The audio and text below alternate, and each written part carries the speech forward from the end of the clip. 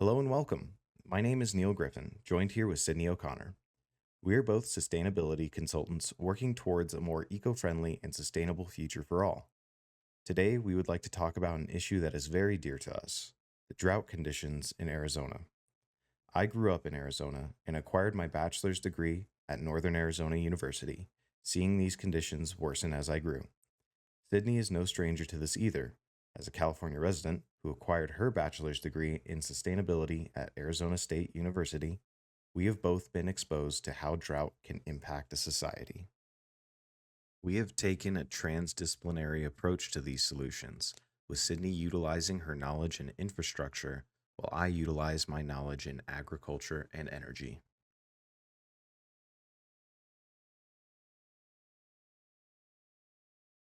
So, for our project, our area of focus is Maricopa County, Arizona, which covers major cities including Tempe, Phoenix, Mesa, Scottsdale, and Salt River, Pima. Maricopa has a population of over 4.5 million people. It's an arid desert climate, and it roughly gets 11 inches of rain per year. And the county gets its water from three main sources, which are groundwater, pumped from aquifers, surface water from the Salt River Project, and treated water from the Central Arizona Project. A majority of their water is used for agricultural purposes, which accounts for about 78% of the state's demand, with the remaining 21% goes towards municipal use and 1% goes towards industrial use. Maricopa County faces a variety of water challenges due to increased drought intensity, a growing population and demand, lack of groundwater recharge, and impaired water due to contamination and pollution. However, we plan to address these challenges with a combination of technical and adaptive solutions, aligning our efforts with the goals of the WRRC. It was founded in the 1960s by the University of Arizona, which is located in Tucson. So while the university is not located within our county, the WRRC tackles key water policy and management issues across the entire state. And they have a number of programs dedicated towards engagement, education, and research. So currently, their top recommendations for sustainable water management in Maricopa County specifically involve groundwater recharge, irrigation efficiency, water reuse, and rainwater harvesting.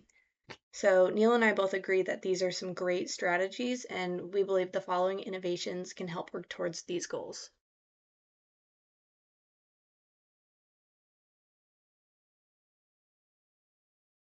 Regenerative agriculture is an adaptive solution that we would like to propose. As defined, regenerative agriculture is an outcome based food production system that nurtures and restores soil health, protects the climate and water resources and biodiversity, and enhances farms' productivity and profitability. This method of agriculture serves as a type of healing mechanism for the farmland in Arizona, the state's highest demand for water. When highlighting this solution, we took into consideration the framework of P3 by Beltman. Power, purpose, and process are all means that work together and are highlighted in this solution. Purpose involves the people who are asking for change, farmers. With the help of the WRRC, this purpose can be taken to those with power, water authorities, and local governments, to ask for assistance with this change. We believe the process should be in the hands of the farmers and the WRRC. While this does not directly solve the problem of Arizona's drought conditions, it does serve as a catalyst for healthy change, allowing individual farmers to work directly with the WRRC to adopt different methods of regenerative agriculture at a different pace. Another solution we'd like to pitch is stormwater capture, which collects or stores rainwater for future usage. And as we mentioned earlier, Maricopa County is heavily reliant on groundwater, and ultimately, we'd like to increase recharge efforts through various strategies like rainwater harvesting and climate streets.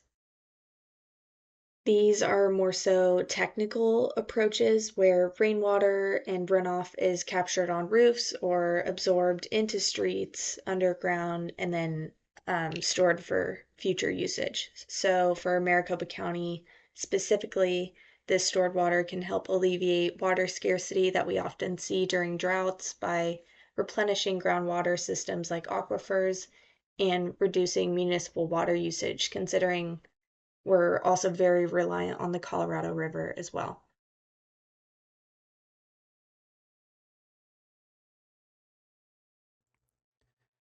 While we understand that the WRRC makes great efforts in education on water issues and handling these topics, we truly believe that with the institution's reach, they can drastically impact the future of water in Arizona.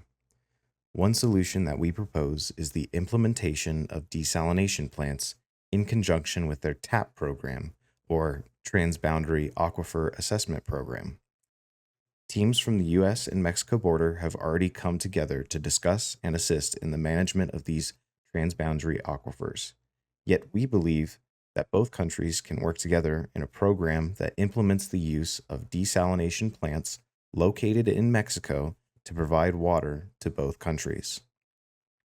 While our proposal aims to pipe water to Maricopa County, there is more potential here than meets the eye, including the transboundary aquifers and federal governments coming together to work on coinciding ideas.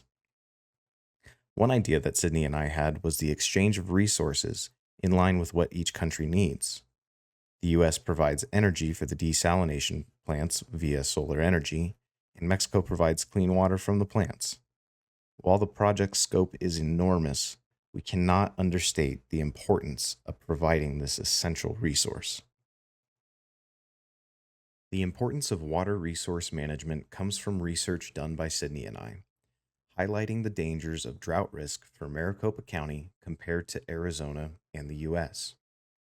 Some important vulnerabilities that we would like to point out are minority populations, agricultural damage, as well as energy expenditures. Investing in clean infrastructure like solar energy and desalination can alleviate most of these vulnerabilities while also abandoning reliance on fossil energy.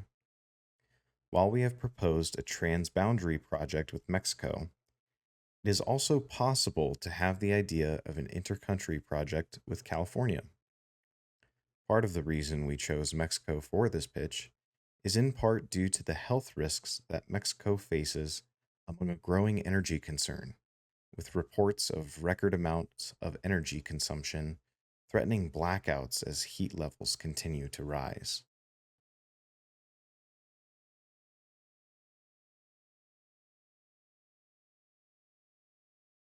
While we discuss sustainable water management and potential solutions, we'd like to recognize how interconnected our water is to societal and environmental factors.